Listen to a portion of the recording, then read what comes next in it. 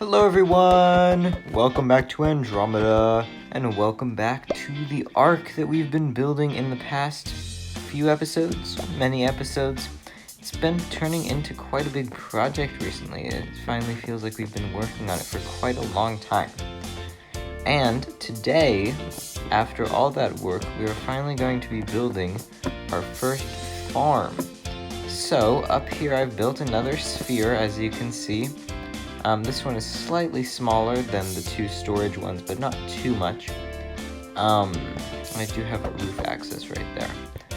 And in this sphere, we're going to be building a few farms. I haven't exactly planned it out. We're gonna see like how many we can fit, depending on like the size of the farm, the height of the farm, things like that. And, of course, I need to have access to the two storage systems. So, if I swoop down here, we can take a look at some of the things I'm going to be farming to decide what is going to go in that sphere. So this sphere is going to be the biggest sphere that has farms in it. Some of the biggest farms, such as the bamboo farm and the sugarcane farm, I plan to have going downstairs, just because putting them in a sphere, like is too small of a space, they wouldn't be efficient as efficient as I would like them. So I'm pretty sure the carrot farm and the potato farm I want in this main sphere. Those aren't very tall though. They're only 2 blocks of air tall, and then you need a floor and a roof. So like I can definitely fit something either above them or below them, or probably even both. Pumpkin and melon farms are other options because they're also not very tall. And then cactus farm is probably what I'm going to go with, just because I use a lot of cactus right now. This cyan terracotta that this entire build is made out of needs lapis and green dye.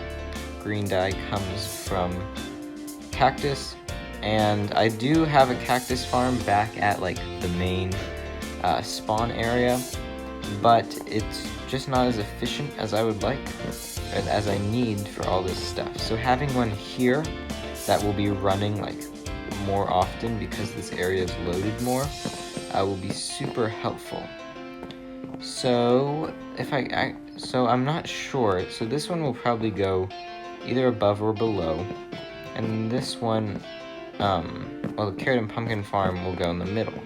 I'm just doing a quick check, because I don't think rabbit and honeycomb. Honey might go above the crop farms. I'm not sure though, because I don't exactly know like how big honey farms need to be. I probably won't build that one in this episode, but if I look into honey farms and find that they are like would fit well, then I'll probably end up building a honey farm. I think that would be a good farm for this area. Would fit nicely. So now I gotta plan out like how big each of these sections is going. Cut! Stop. I made a mistake. I thought that exploring my thought process of how I was building the farms would be entertaining. I just went back and watched it.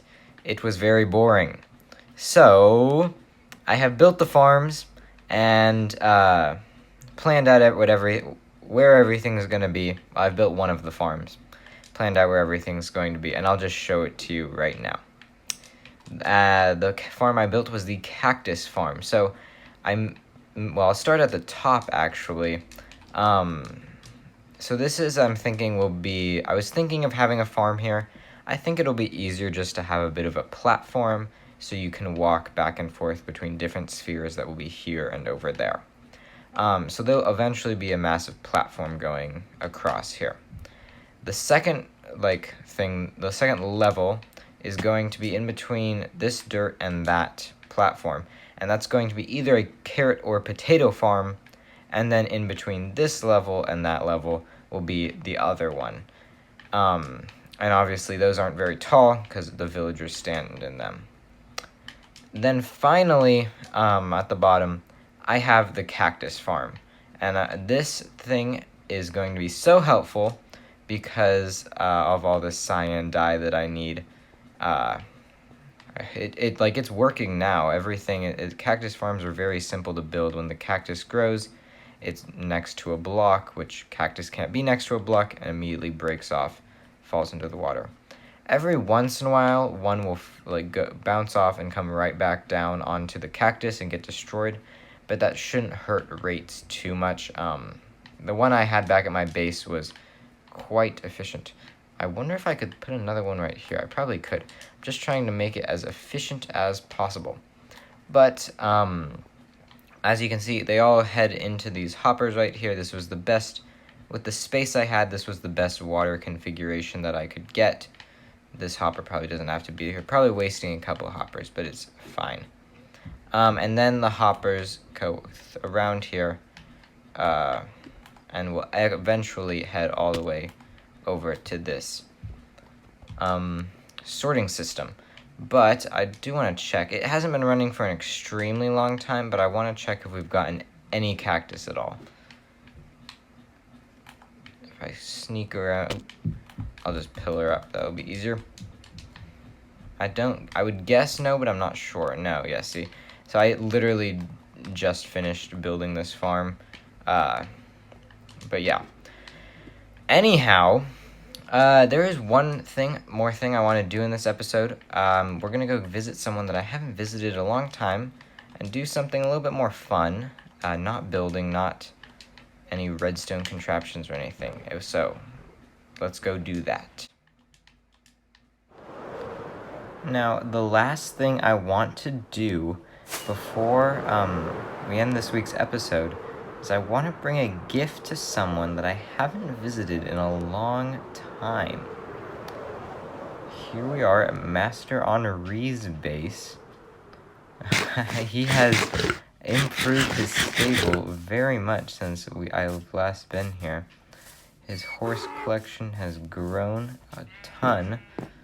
I want to check out how good his his best. Oh my! Look at those them hops.